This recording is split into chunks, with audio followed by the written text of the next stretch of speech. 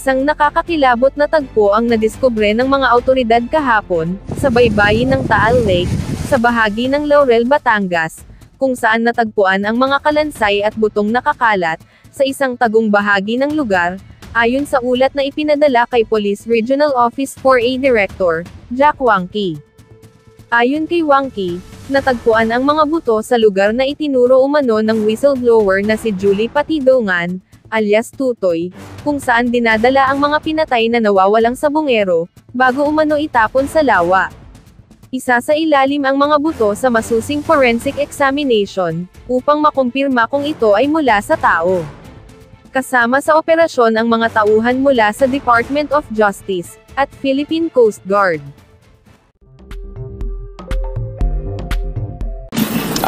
Nais lang namin po i-report na nagsimula na po yung site inspection. Titignan po ng Philippine Coast Guard kung gaano kalalim, yung condition ng tubig, yung current, lahat-lahat, no? Para masabi nila sa isang report kung posible na tayo mag-start officially bukas. So sir, gaano katagal yung site inspection? Kailan Itong expect na magkaroon ng report? Kailan po yung dive? Sir, kailan ko kaya? Yeah, we have already seen the area and definitely starting tomorrow we'll be doing the diving. Ngayon even surface search naggagawa na rin ngayon. Sir, yung ground zero natin sa Talisay o sa Lawrence? Dito yung staging area natin para mas malapit-lapit dun sa area ng operations natin. Gaano ka-frequent yung magiging dive? Ibe-base namin yan dun sa number of divers namin. Siyempre iniisip din namin yung sea condition. Nakita nyo naman kanina, medyo masama yung panahon kaya some of our media friends were not able to go to the site kasi for safety reasons. So same sa divers namin yun. Sir, saan talaga tayo nag-inspect kanina? Part ng Talisay or Laurel? It's here adjacent to Laurel. So we'll be doing yan yung initial area na sinurvey namin. Ito na yung pala-isda. So we will start here at vicinity of Laurel. We have teams na mag-i-interval naman yan based sa gagamitin naming tangke at depth ng ida-dive natin. So pagka exceed kami dun sa normal range ng diving operation, we will be using trimix or yung mga nitrox, ganon. So pagka Sorry po. Sir, go na. So sir, 30 meters talaga yung lalim. And gano'n yung tubig, malinaw ba? Malabo? This is a lake, no? So characteristic niya lalo na pagka maalon and nakikita niyo naman murky, no? So same yun sa bottom. As you go deep, medyo lumalabo, maburak din yung lugar. Gagamit ka ng water drone? That is one of the considerations namin sa equipment na gagamitin based depende sa depth. But initially we'll be using daily operation? Yes. exclusion area. So for wag lang kung maulan, sir, ganyan. Say again? Possible na mag-start bukas? Yes, actually, right now, nag-start na tayo ng initial natin, survey. The operations already started and nag-ocular lang tayo and ina-assess natin yung other equipments that we'll be using. Ilan yung divers na naka-deploy, sir? Depende yan, as we go on. Yung search pattern na gagawin namin, mamaya pag-uusapan namin, para efficiently at safely namin magawa yung operations. Then, it will also be an exclusion area, kaya marami kami i-consider later when we have our meeting. Sir, pwedeng pakwento, ano po yung ginawa sa assessment? May nag-dive ba? Ocular and survey. We did some survey. It's more of parang tinignan lang, sir, o meron talagang bumaba? We did some survey. Sir, ilan yung divers po na mag-shifting? It depends, mamaya we will go to that. Depende dun sa search area. Yung length ng search area, dun mo ipapattern yung number of diving. Sir, sorry, very unique po itong circumstances natin kasi freshwater po. Tapos correct. 4 years po if ever we're talking about the 2021 cases. Yeah. Kamusta po ang experience ng Coast Guard sa mga ganitong klase ng cases?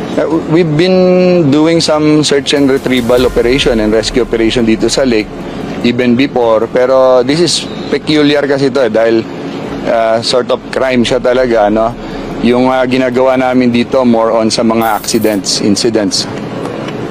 Sir, given given na almost 4 years na, tingin niyo po ba, sa experience ng Coast Guard, may makukuha pa tayo? We'll see, we'll check na and we'll consult. Ito collaborative effort to, not only Coast Guard, DOJ, and some experts. Hindi kami pwedeng, we plan well yung ating operation. Inaano namin, chinecheck namin lahat ng anggulo. Sir, purong yung mga divers, purong galing sa PCG, hindi na tayo nag-stop po? Hindi na. These are the elite special operations force, yung mga fragment natin from our Coast Guard special operations force nga. And they are technical divers. Sir, may ROV ba tayo? We have an ROV coming. Yan yung sa Japan? Hindi pa. Yes, PCG. Sumagot na po ba yung Japan doon sa Sudan? Meron na po silang informal na exchanges with us. Tinatanong kasi nila kung ano talaga ang need, no? So in-explain ho natin sa kanila kung ano ba talaga yung investigation na gusto natin gawin. And ang sabi natin, gusto lang natin i-map yung lake bed para makita talaga natin yung totoong depth. At kung mas specific pa doon, makita natin yung curvatures ng lake bed, ng bottom, mas helpful pa yun sa atin. Kasi kagaya nung sinabi ni Commodore, no, na murky nga talaga siya. So kahit mag-dive yung mga technical divers sa lake, hindi pa rin nila talaga masyadong ma-map out yung lake bed unless you have technology such as the sonar, yung sonar ROV, na talagang ma-map niya specifically yung lake bed. So sir, yun yung pangakong tulong galing doon sa Japan. Kailan daw dadating? Yun na nga ang yun yung pinapag-usapan natin kasi we wanted to be here as soon as possible time. Kaya ang inisip natin, maybe we can ask the Philippine Air Force if we can use an airplane, an aircraft, para ipadala ka agad dito sa atin.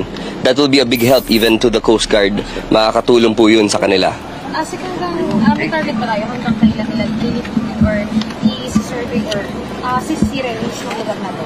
Well, until we have a good picture, we will not stop. Kasi pag kailangan ituloy talaga eh. Kailangan tapusin yung trabaho. We're here to make sure that there are no human remains or if ever there are, to find them. So until masasabi natin na talagang wala or talagang meron, hindi tayo titigil. Other area sa Laurel, sir, may ibang lugar pa ba? Well, this is the most credible information that we've received. So dito muna tayo mag-focus. So sir, regardless kung yung certainty yung gusto natin, regardless kung meron o wala, tama po? Yes, opo. Kailangan maging certain tayo. Kaya we will obviously challenge ho yan sa atin na murky yung tubig. Pero hindi tayo titigil hanggat may concrete idea tayo na meron o wala. Okay? Ha?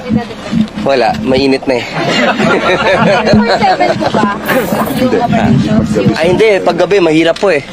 Paggabi mahirap. So umaga Sir, Pero we will definitely make sure na secured na po yung yung fino-focus natin na area.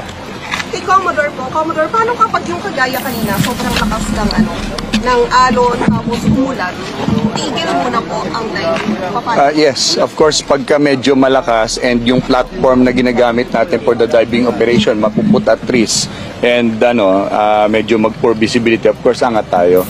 Or na dun sa lugar, medyo serious na yung sea condition. Tigil tayo.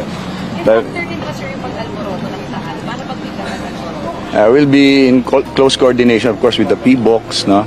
And lagi safety, no? Hindi tayo basta operate, safety. And just like to say na we're going to do everything we can, no? This is something that we want to give the loved ones na itong mga missing personalities natin. The Coast Guard will do everything it could na lahat ng effort and abilities namin will put into this para matulungan namin. Magtulong-tulong kami lahat. DOJ, the PNP and everything. So, yun yung makakaasa kayo na we'll do everything. So, based on the initial search, meron ba indication na may something sa ilalim? Wala pa. We're just conducting survey pa. But to be clear, sir, magda-dive kami tayo. Yes, definitely. We'll talk about it mamaya sa diving OIC nila. para ma-check natin lahat ng parameters. Depende sa panahon. Kasi baka may message ka sa family ng mga sabungero. Well, siguro gagayahin ko na lang po yung linya ni Secretary Remulla na kaluluwa po ng Pilipino ang nakataya dito. Alam naman po natin na hindi lang siya about yung mga 34 na missing personalities, kundi yung buong taong bayan na po ang sumisingil dito sa kaso na to. So we really take that to heart, no? And alam nyo, hindi talaga tumigil si Secretary Remulla. Nung pumasok pa kami, nung 2022, every month minimit niya, diba, yung mga family sa mga missing sabongeros. At sinasabi niya sa kanila na hindi talaga siya titigil. At nandito na tayo ngayon sa puntong ito. Marami na tayong leads na pinapursue. Kaya siguro magandang development siya sa kaso na ito. Pero hindi pa rin kami titigil hanggat meron tayong closure. So sa mga pamilya siguro ng mga missing sabongeros, we hope na you continue to trust in our efforts, to trust our government, and lalo na si Secretary Remulla dahil siya po talaga ang nagsispearhead ditong lahat. Thank you, sir. Thank you.